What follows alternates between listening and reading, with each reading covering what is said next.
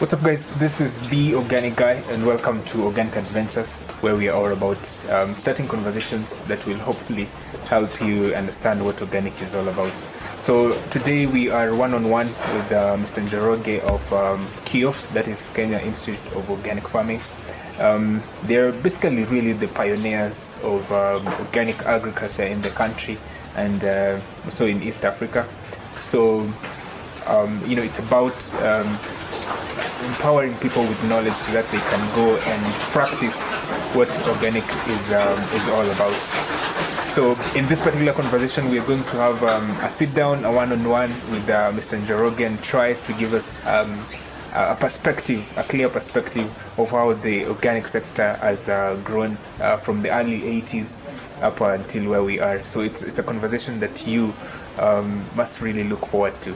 So without further ado, ladies and gentlemen, welcome Mr. Njoroge. Thank you very much. Yes, asante sana kwa kutuhost and having shown us different activities zenye mnafanya and especially how you are empowering people with knowledge on organic farming na wanaenda kupractice huko nje. So it's a pleasure.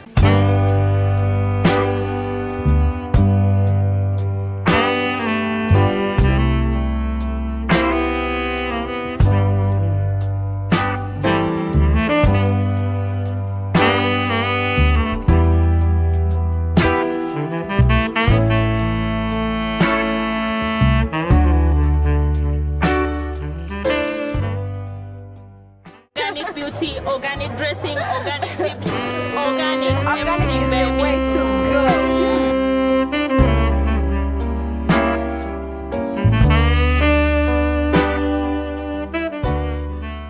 So unaweza introduce tu majina yako for guys who haven't heard about you.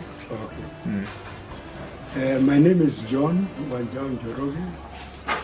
I am the director of Kenya Institute of Organic Farming. We have been training and promoting organic agriculture for the last 30 or so years.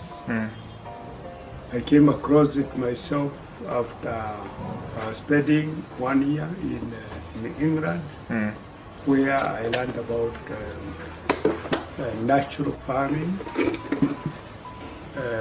in a college called Emerson College. Emerson College. Oh. During that time, we arrived in time for land preparation and planting early March, and then we went through the whole process of growing using organic methods until September, when we harvested the crop.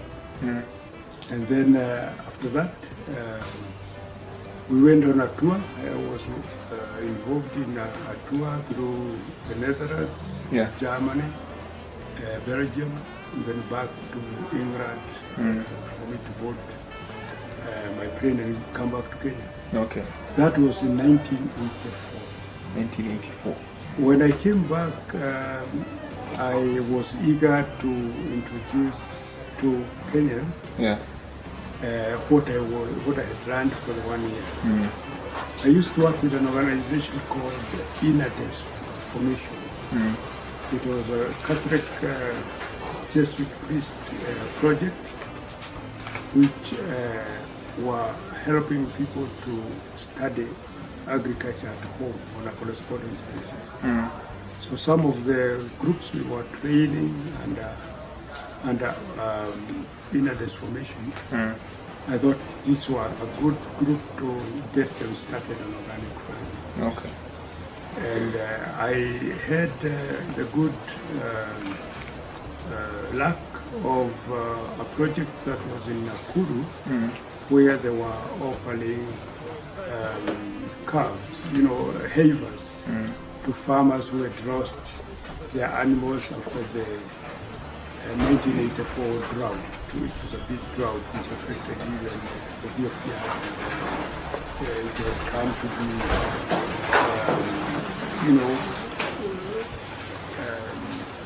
a concern for the whole world. So in the diocese, Catholic Diocese of Nakuru, they wanted me. What's the sound? They wanted me to introduce organic agriculture, so that those who had received havers can be able to use the manure to grow crops and therefore become sustainable and also find regular use for the animals' output. So we, together with the Catholic team in Nakuru, we organized a workshop which was very successful in 1986. It took 3 weeks to go through the workshop. We invited about 45 participants from different NGOs, from different organizations, and church. And at the end of the 3-week course, 3 important conclusions were made, recommendation. One was that what we had set on the ground as a learning demonstration be maintained, and that the students of Baraka, where the workshop was taking place, Baraka College in Molo, should have a program on sustainable agriculture to continue with this learning. And the third recommendation was that an organization, a Kenyan organization, should be formed to carry on with this program and promote it. So after the workshop, I decided that I better take up this challenge of organizing an organization, an indigenous organization that could take over. And I looked for a name. At that time, you had to register with the Registrar of Companies.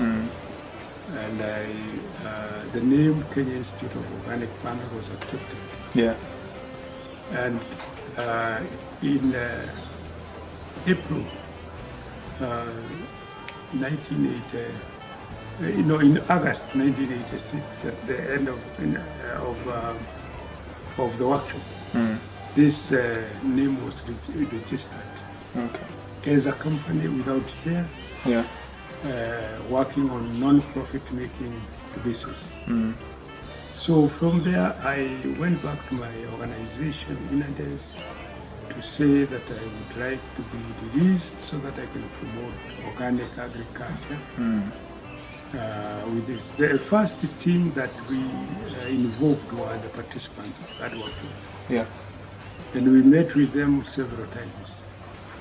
But the cost of bringing them together and discussing when they were really working with other organizations proved very difficult.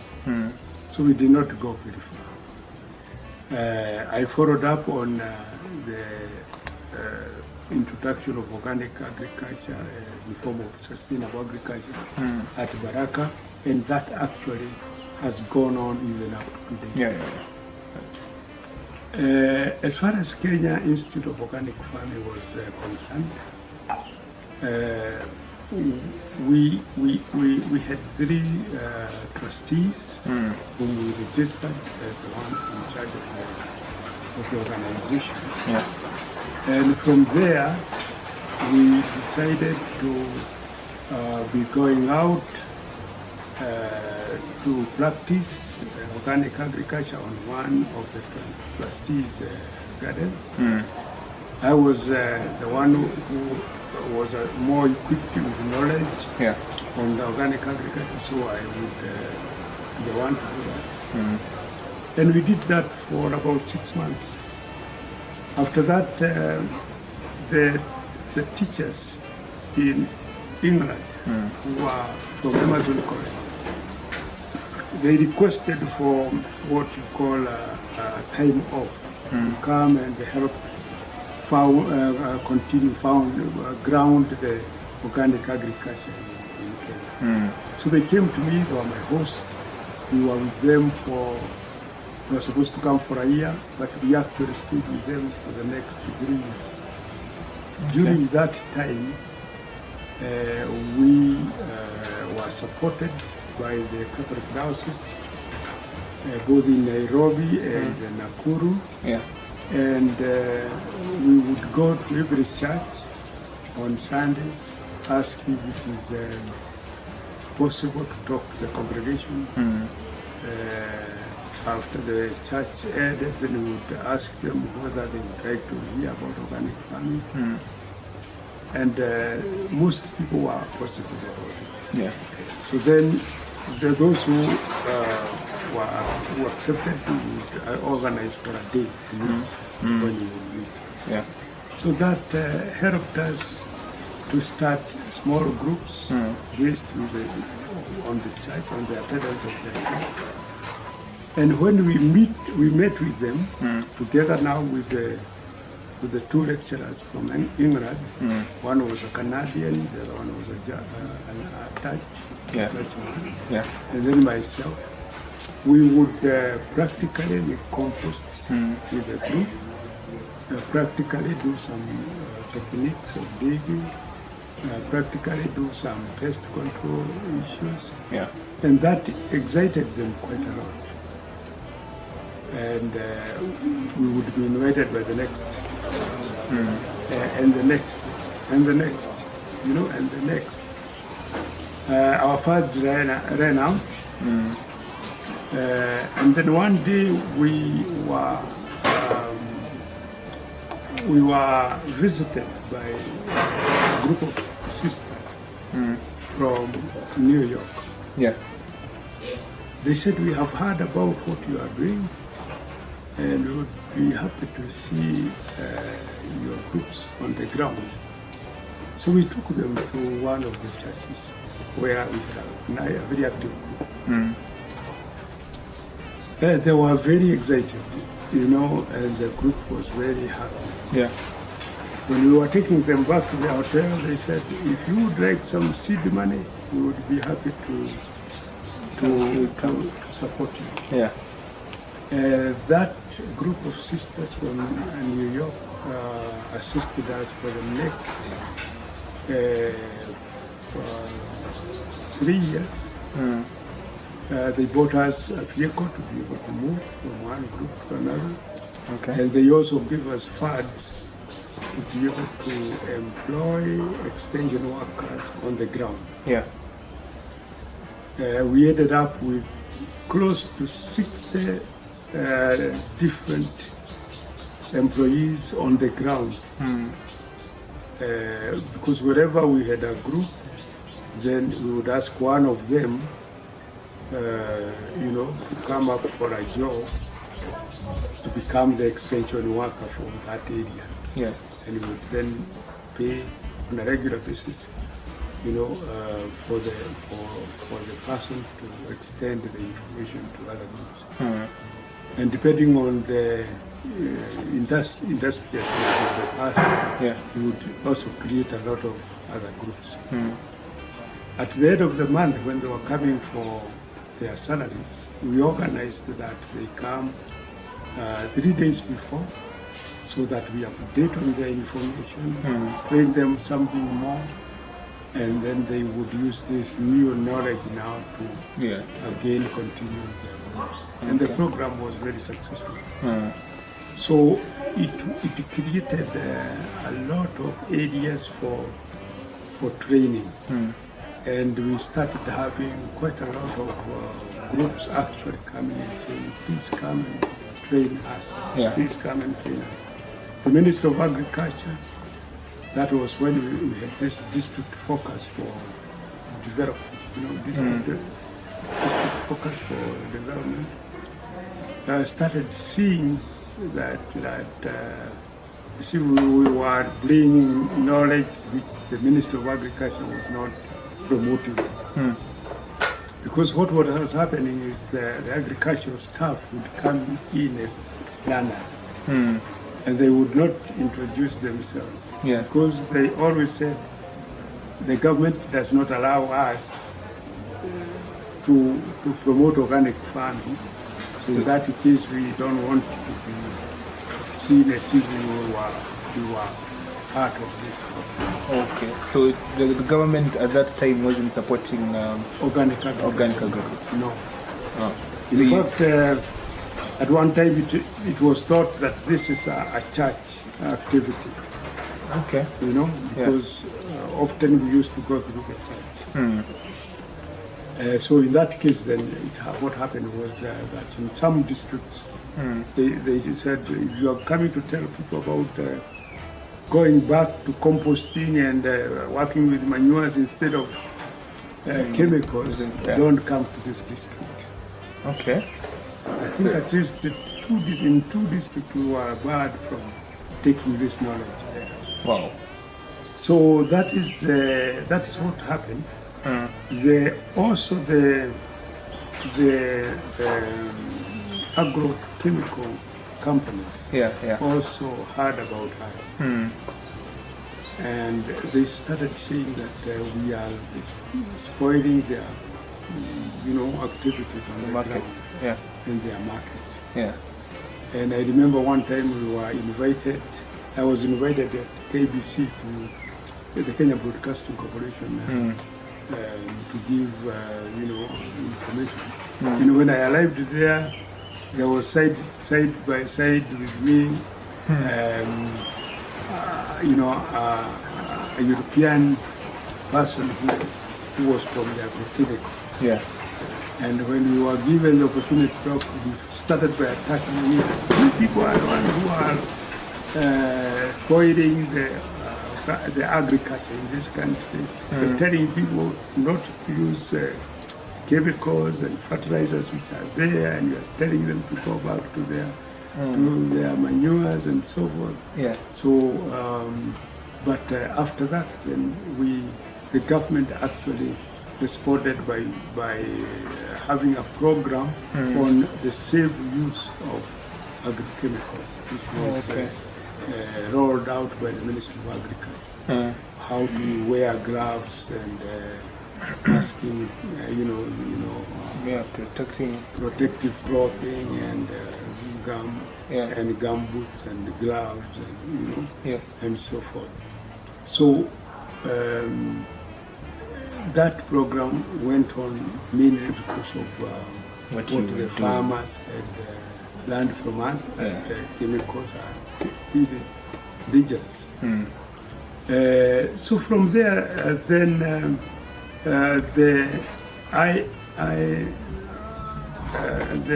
International Monetary Fund, IMF, came up in I think that was in early 90s.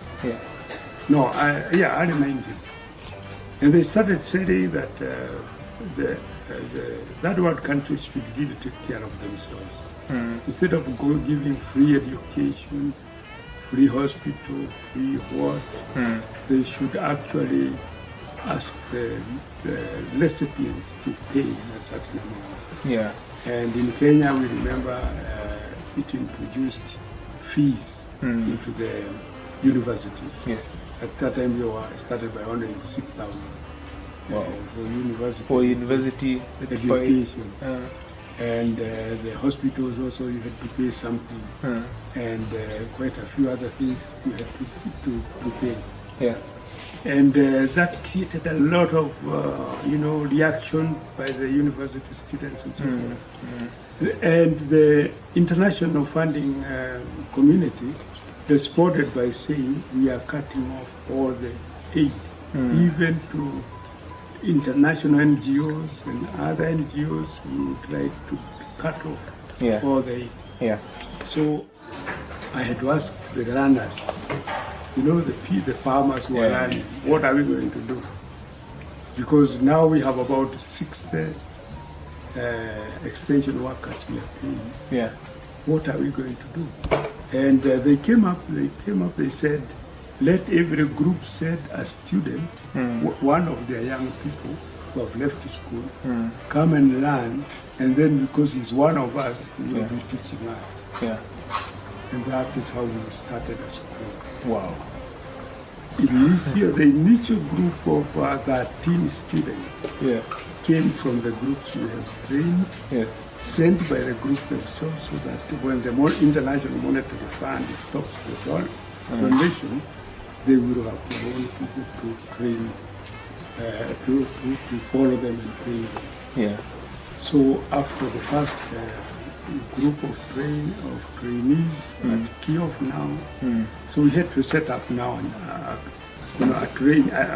center for training them. Yeah. That was in Lower Kapete in Nairobi, in Jambu. After having the first group coming in April of '95, the September we asked for more people from the farmers. We had another class, and from there we set up a regular intake every March and every September. Every March and every September. And these people would then go back to the communities Educate them. that they educated. When our parting now with the Sisters of New York ended, the students were able to continue. We were able to continue with the fees coming from the students. Yeah. And then later on, we were able to write more proposals, and a few other donors, external donors, were able to step in and also help in donor funding. Yeah. So this process has gone on, and it moved from one location to another location, from one district to another district. We were able to reach as far as Kisi. I remember we went to Rongo with the Seventh-day Adventist recorders there. We were able to go to Kakamega with the Catholic Diocese in Mukumu. We were able to go to Kitare, Eldoret, we went to Balingo, we went to Meru, we went to, and all over the districts of Mount Kenya region. We had groups there. Wow. In Machakos and Kitui, we had very strong groups. And all these people now started saying, when they saw there was an opportunity to learn this knowledge, they also sent in their people. We made the training to be 1 full year, 1.5 years. Yeah.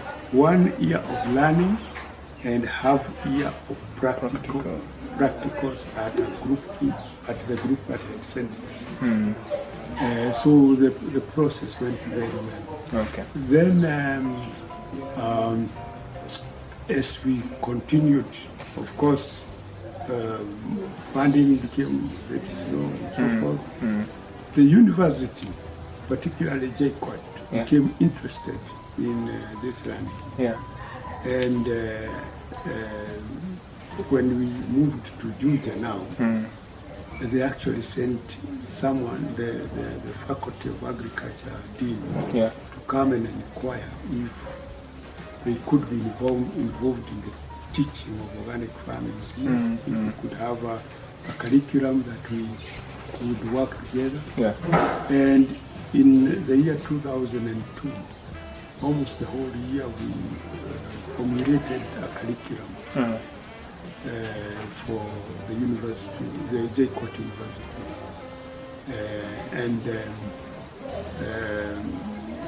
This was completed. The syllabus was completed, and the university, what do you call the big committee of the university?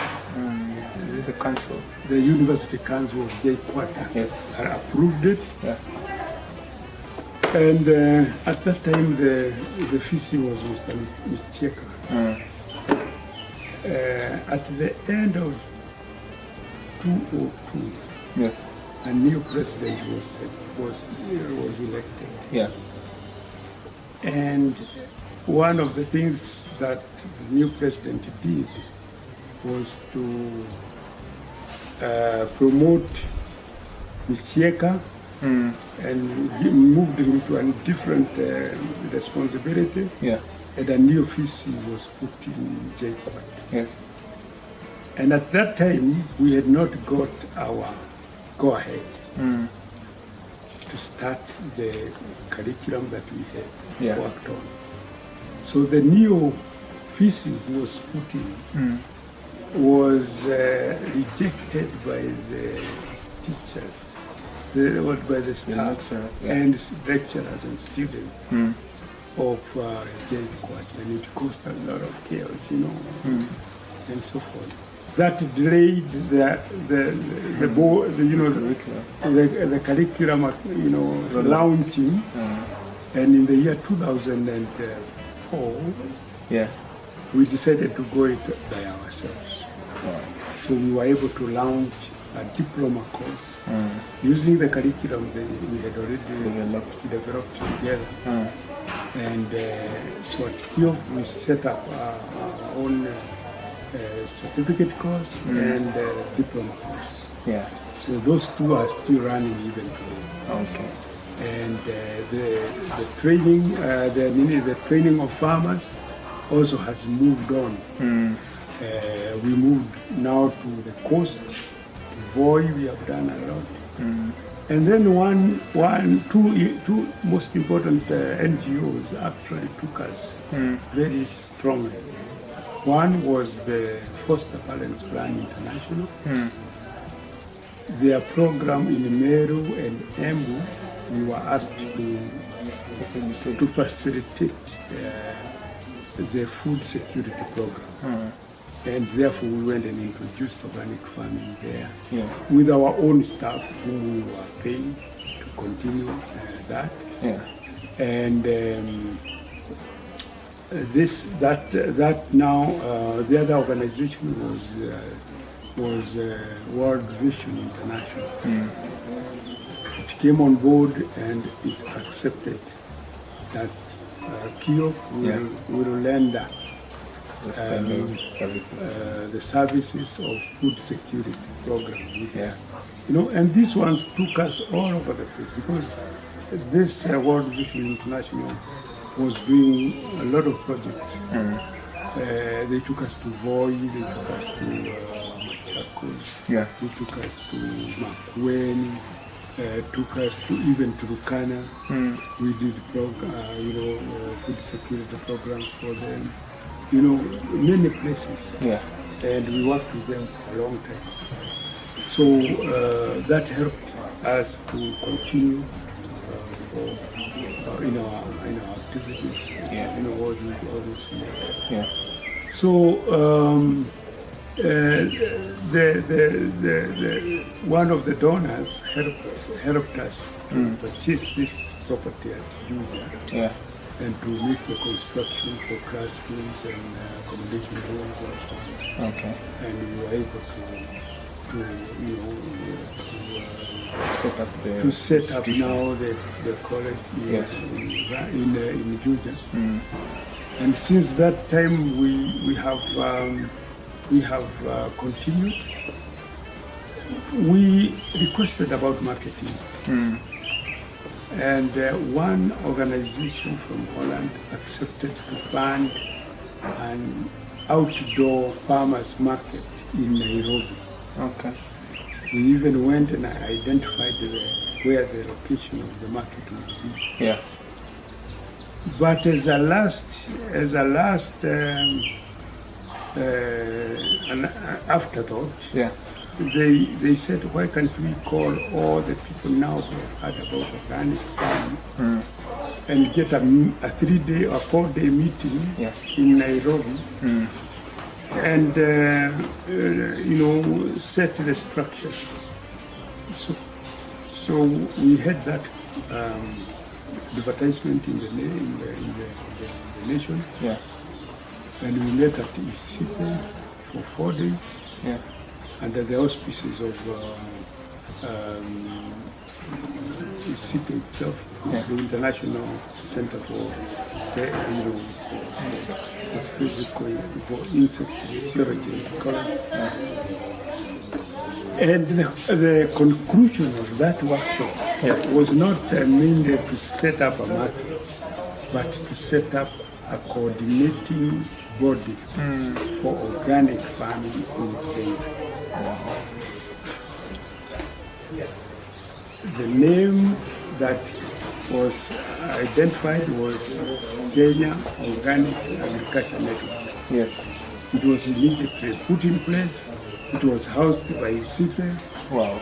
And was given 5 main things. One is to lobby organic farming to the Kenyan government. Yes.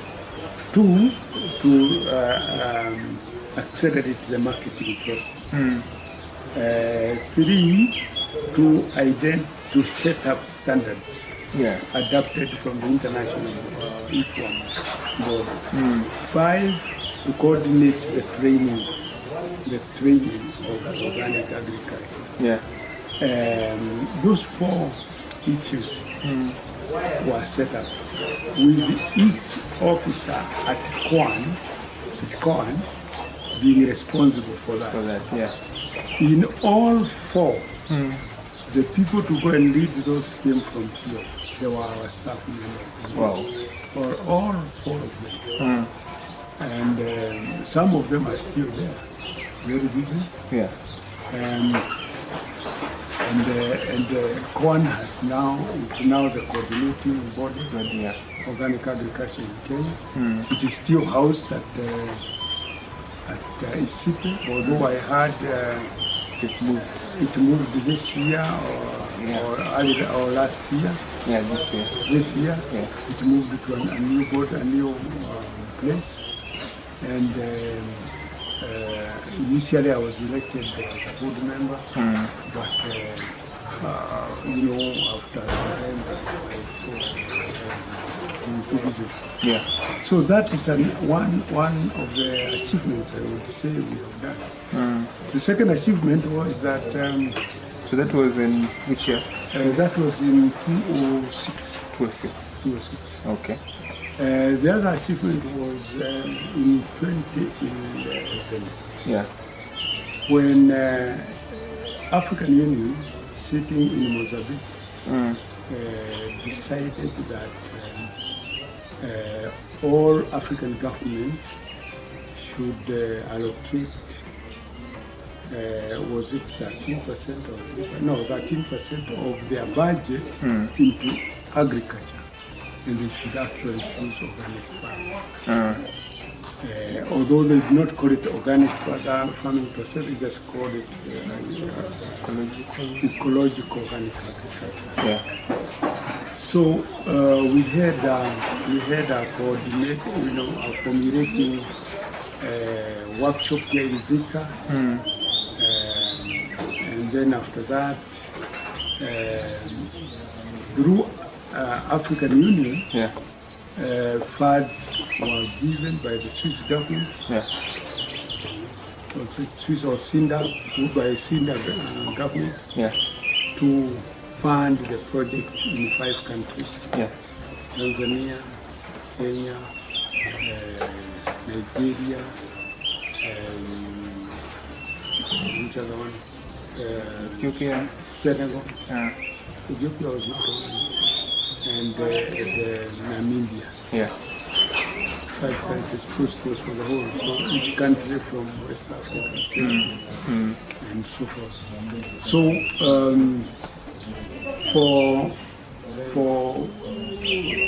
so we had a first ecological organic agriculture in Dar es Salaam.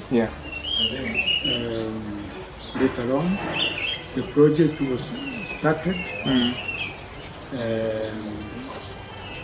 Then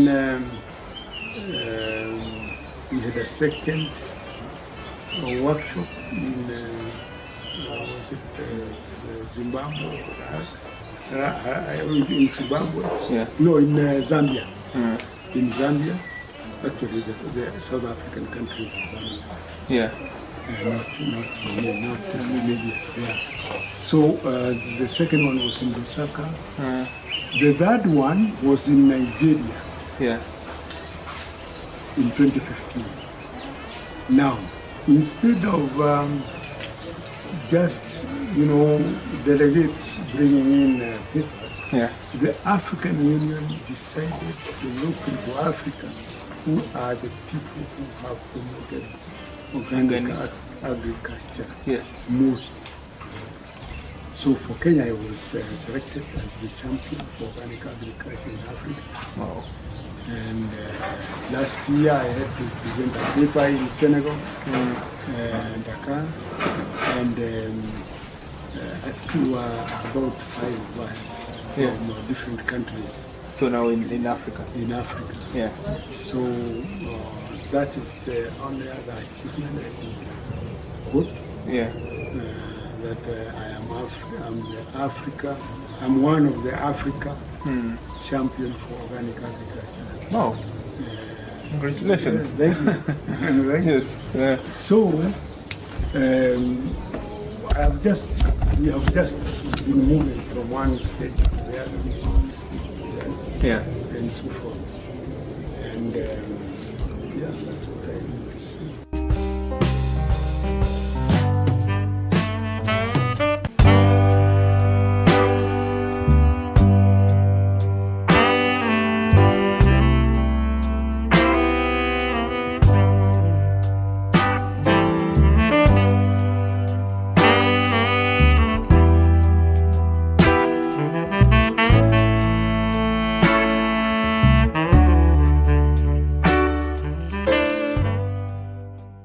Organic beauty, organic dressing, organic everything, Organic is baby. the way to go.